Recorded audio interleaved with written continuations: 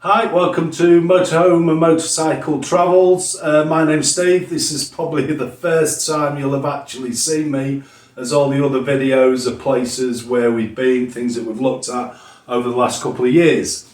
We've got a trip up to Ruka coming in the next couple of weeks' time. Ruka is in Finland.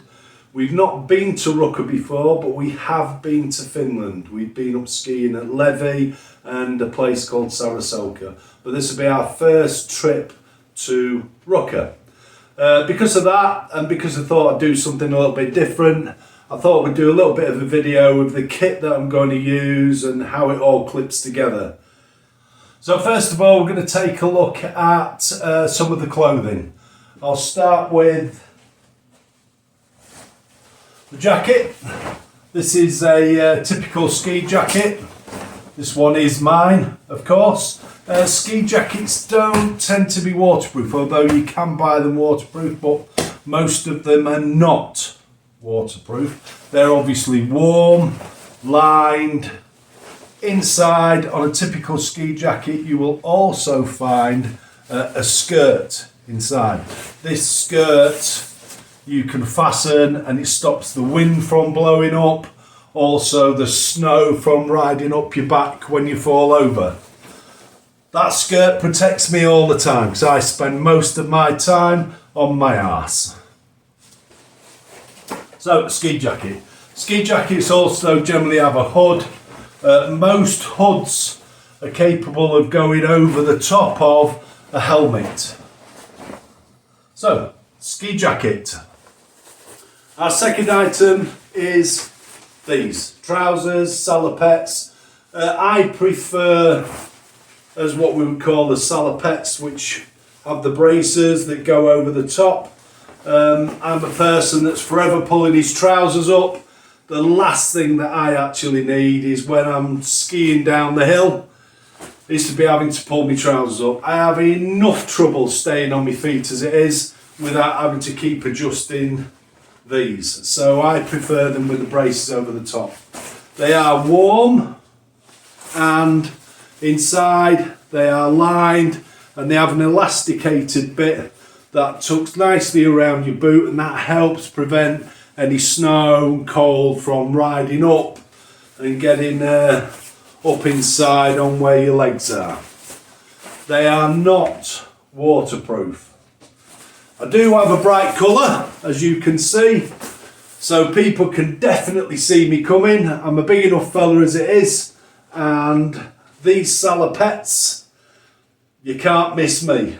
Plus, I think if people are watching me, if they watch me for long enough, they'll see me most of the time rolling around on the floor. Other items of clothing that I find important are some nice, warm socks. And not to forget, gloves. These ski gloves have these tags on the side. They allow me to take them off, have my hands free, and I'm not losing my gloves. They are very, very important, obviously, in the cold weather. We have been skiing in Sarasota and it's been down to an incredible minus 39 degrees. So gloves, very important. For me, probably the most important piece of kit is going to be my helmet. It's not a requirement on a lot of slopes and an awful lot of people don't wear them, but for me, because I spend most of my time on my ass, this is what I need. I also use goggles. This is great to give me better visibility when the sun is glaring off the snow or the ice. I do not tend to wear. This is purely for walking. This is for my personal safety. Very, very valuable part of my body, this bit up here. I don't have anything protecting this bit down here. That's my second most valuable part. Okay, we're going to take a look at the kit that we use for actually skiing and not so much what we wear. Poles. I use poles all the time. These are what I prefer. Not everybody uses them. Some people like to use just one pole. Some people prefer to use the two like me, but some don't use any poles at all. But I find that they help me, they give you more confidence, and when I fall, which I can assure you I am an expert in falling and having to get myself back up off the floor. And I use these poles to help me.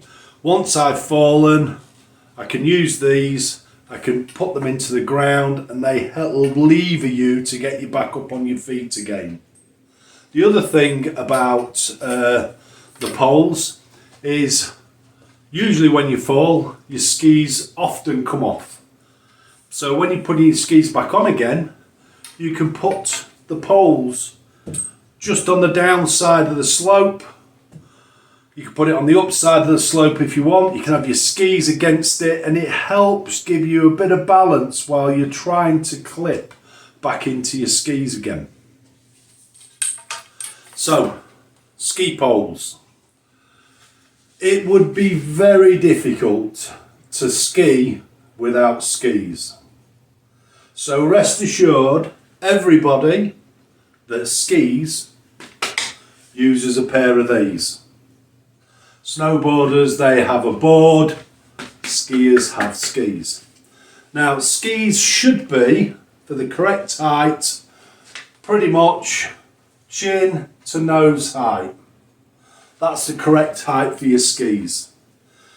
Different skis suit different people, and you can even get skis that relate to whether you're a beginner, an intermediate, you're advanced, you're pretty much professional, and the skis are made to suit whatever you're at on that table.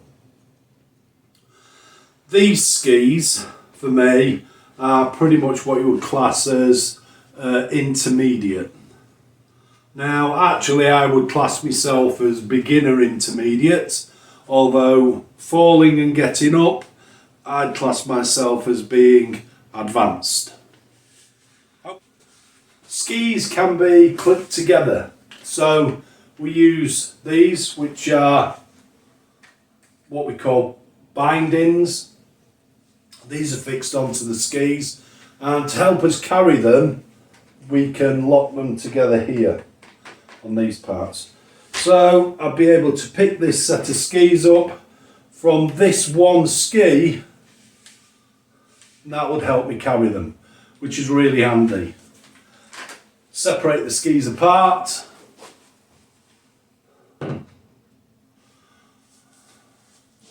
Our skis, like I said, have these bindings on them.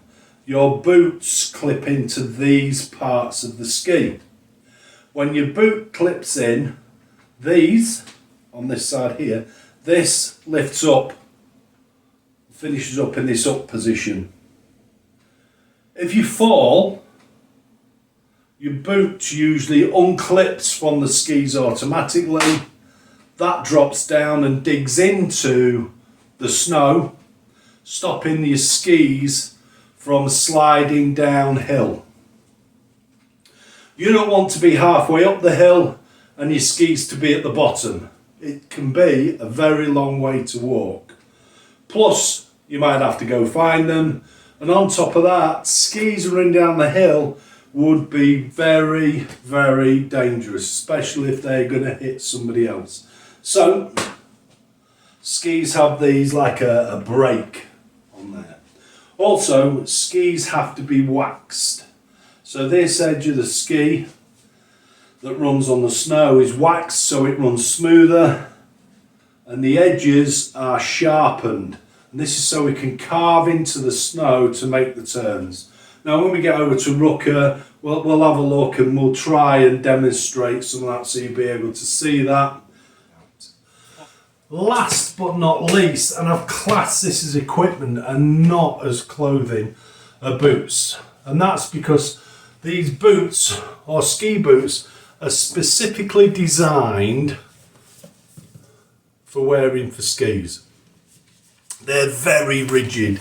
There is no giving them at all, and that's because when they're clipped into the ski and you're skiing, any movement that goes on with your feet needs to be transferred to the skis to help you turn, maneuver, stop, get going, all of those things. That information that your feet is giving the skis needs to come through the boot. So the boot needs to be rigid. My boots, these particular boots, on the back, and like some of them have what's called a hike mode on them. So all I would do is pull that tab up onto there. That releases the boot, and if you look, it's got this like second part to it, so it unlocks it. So when I'm walking, there's some give in it. There isn't an awful lot, and I don't think I can move it with my hands, but I can move it slightly with my legs. The one thing that you must make sure that you do is clip it back in again before you start to ski, because we don't want any movement of our leg or foot within the boot. So the boot needs to be comfortable but tight. To get it comfortable and tight, we have these fixings on the side, so we can unclip those.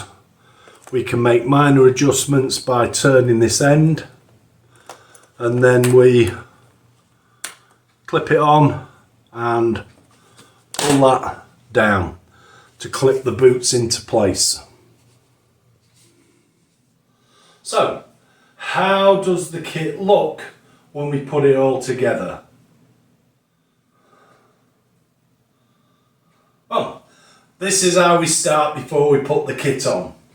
First things, salopettes. There we go, salopettes. Including braces. Nice and bright, so people can see me coming and falling. Next thing I would put on will be boots. Boots. I specifically kept one leg down for you, so you can take a look at. There you go. There's a nice close-up of a fastened boot. Very difficult to walk in. Then we've got our elasticated part on our salopettes. Stop the snow and the air from blowing up, and pull those down like that.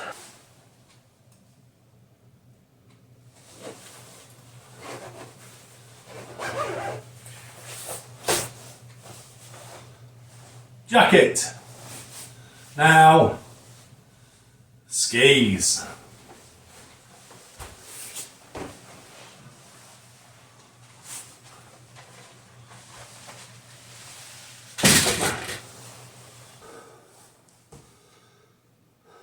Skis can be worn on either foot, it doesn't really matter.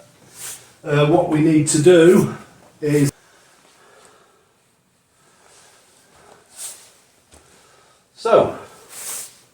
clipping the boot in. Lift your foot, kick it into the front, snap it into the back. It's on.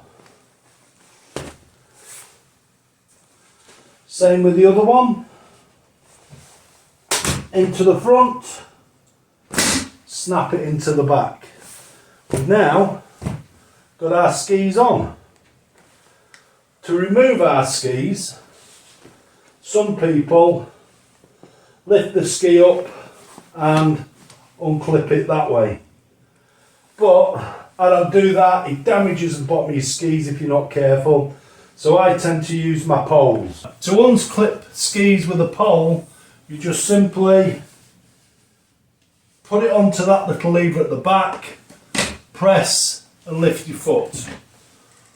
One foot out, We do exactly the same with the other. Clip it in, 1 foot out. All set, ready to go, and I'll see you on the slopes.